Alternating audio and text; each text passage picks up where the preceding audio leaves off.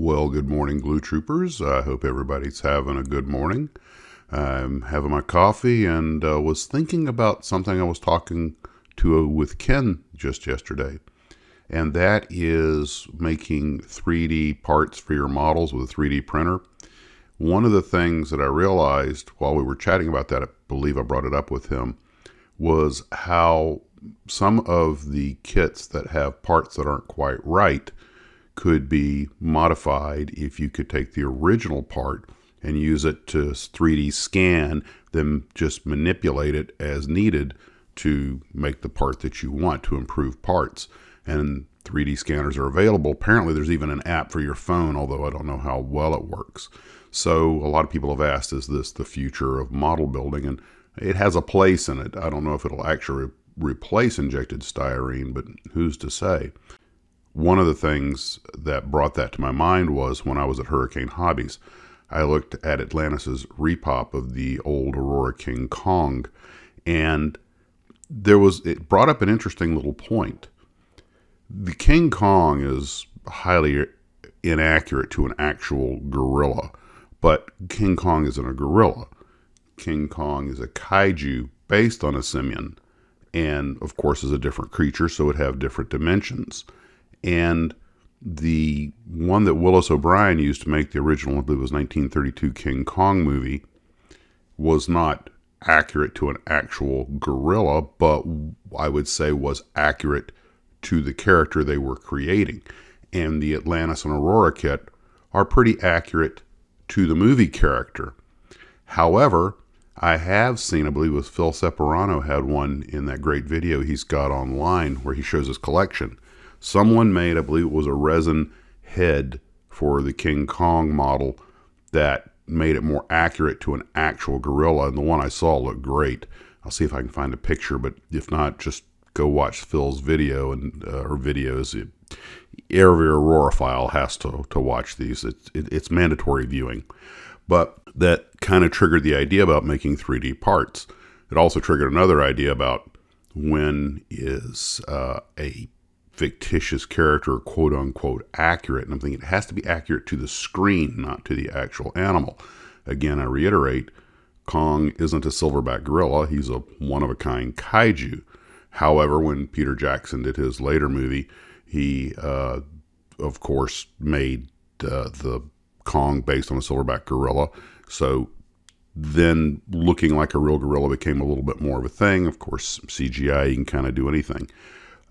The Kong that was made in the 70s by Dilo De Laurentiis with Rick Baker in the suit, of course, had another version. And then we have the new Kong, which is more simian, more accurate to simian, but still not a perfect representation. And at first I used to go, well, Kong doesn't really look like a gorilla, but later on I started to appreciate that because, again, he's not a gorilla.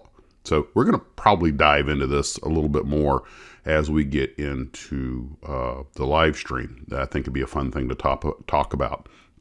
But anyway, it kind of went off on a tangent because, well, that's my superpower. But it really loops back to, wouldn't it be cool if you could make your own modified parts, if you could just take the part that you're not satisfied with and put it in a 3D scanner and then print your own part. And, for example, if you just wanted to change positions, take the Godzilla model by Polar Lights and say, okay, I want Godzilla, but I don't want him with a train in the mouth. I want him with his mouth closed or something. So you could scan it and then just manipulate it in the computer and print a whole new head with it, or jaw with his mouth closed. Of course, you're kind of getting away from the skill of kit bashing and replacing it with the skill of computer stuff. So, and I think we might have a debate on our hands, folks. And now for something entirely different. I was stuck in traffic the other day behind this car, which is it looks like a late 80s small Oldsmobile Wagon. And it's funny because I had just seen the History Guy's recent video on the Malaise era of American cars. And by the way, also Ed's Auto Reviews did about a 4-part series on the Malaise era cars. If you're a car guy, you'll really enjoy it. And of course, those of us who are old enough to remember, that was American compact cars made in the 70s, which I still contend are very underrepresented in the kit model world. And I looked at this Oldsmobile Wagon, which, by the way, had an antique tag on it.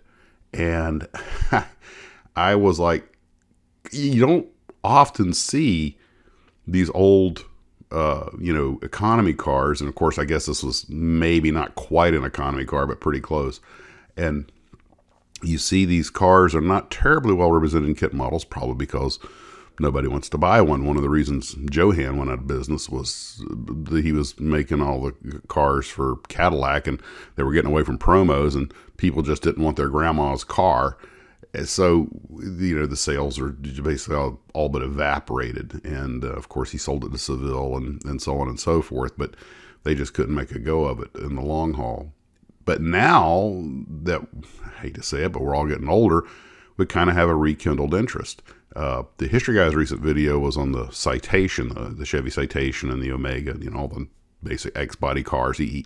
If you're car guys, you're going to enjoy it.